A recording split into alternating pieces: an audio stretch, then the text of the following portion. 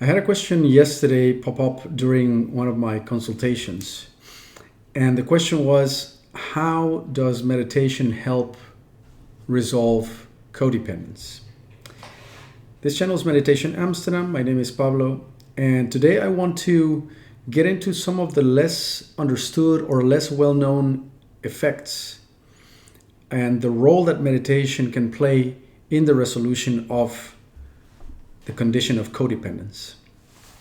Now, I'm not going to dwell too much into the basic benefits of meditation, the kind of stuff that we pretty much know about now, as in, improved focus and, feeling a bit more relaxed, having more clarity of mind, all that kind of good stuff is still applicable. But in this video, I want to get more into detail about the effect that meditation will have and how it is a fundamental piece of the puzzle for the kind of work that we will be doing in the resolution of trauma and the resolution of codependence. So if you've seen some of my other videos, it's probably good to recap a couple of points about the condition of codependence that will put into context why meditation is such a crucial part of the healing journey. And perhaps the most salient factor in all of this is this fact that codependence as a condition is rooted in our most primal defense mechanisms. It is in the deepest parts of our psyche and our neurology, in the deepest and most vulnerable recesses of our psychosomatic matrix. Those are parts of ourselves that we can hardly reach. They are protected by webs of discomfort and thought and emotion that are very, very, very difficult to disentangle. It is, in fact, the work of a lifetime, if we're honest about it. And so true resolution of codependence is quite a task. We also face the challenge that nobody can do that task for us.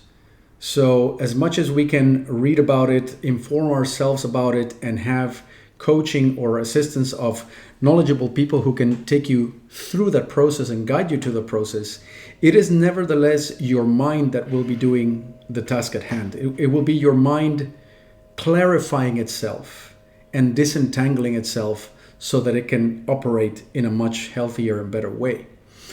Now, at the start of this journey, we have the challenge that our mind is not only the one having the problem, but it also lacks the conditions or the qualities that are required to resolve the problem. And that's where meditation actually comes in and starts to become handy. It is probably not very useful to go into what meditation actually is, or the proper understanding of meditation, which is something very, very deep and sometimes quite difficult to understand, especially if you're a beginner. So instead of speaking about meditation proper, we could speak about mind training, or the training of certain aspects of the mind, such as the training of your focus of awareness and the training of your presence, or general presence of awareness. So those are elements which, if trained systematically, start to grow in you. So your mind starts to become more present, more focused. With the growth of those two comes equanimity. And those three pillars make it so that your mind becomes a better tool to then resolve the condition of codependence. So focus in and of itself doesn't really resolve anything. If this was the case, then no mathematician or anyone involved in activities that require a very large amount of focus, such as perhaps a high-level musician or a mathematician, as I said, or you name it, would not be codependent or would be able to resolve their own traumas easily. But that's not necessarily the case. So focus is really just a trait or a pillar in your mind. The same goes for presence of awareness. There's people who do certain sports, for example, that require an enormous presence of awareness, such as people who, making this up on the go, but say take someone who walks on the high wire, right? Now you need enormous balance, enormous presence to do that, but it doesn't make them enlightened, or it doesn't preclude them from being codependent. So those are traits that in and of themselves have some value, have some benefits, but they are only the sharpening of the tool of the mind so that it can then be used for the resolution of the trauma, of the primary trauma that creates the codependence orientation in our system. Now, as to what happens when we train these, when we have enough focus, when we have enough presence or presence of awareness, and we cultivate equanimity, we can use that quality of mind to start to bring to the surface things that are unconscious. So the trauma will first be unconscious. You don't even know that you are feeling it. And those qualities of the mind can be used to float trauma to the surface, to start feeling our somatics much more clearly. So the first thing that we do is we want to lower our threshold of perception by using those qualities of the mind. When we lower our threshold of perception, it would be as if you have a river full of stones, but you can't see the stones. But if you lower the level of the water, then the stones start to come to the surface. So that's our threshold of perception, and that can be done with a better quality of mind. When the stones come to the surface, in other words, when the trauma starts to be felt much more presently and clearly, then those same traits of focus, presence, and equanimity can be used to start disentangling the trauma in all its discrete parts. You see, one of the things that makes trauma difficult to resolve, apart from the fact that it's first unconscious, once it is conscious, it is seen as a single thing.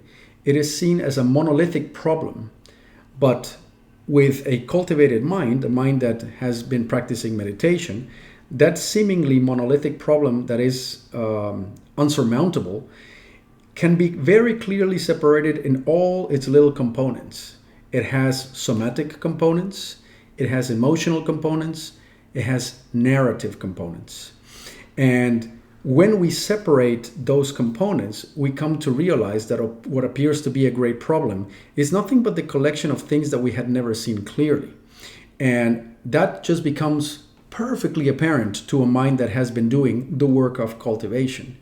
And so there you have it in essence. In summary, meditation has a direct, or rather an indirect impact on our resolution of codependence and trauma.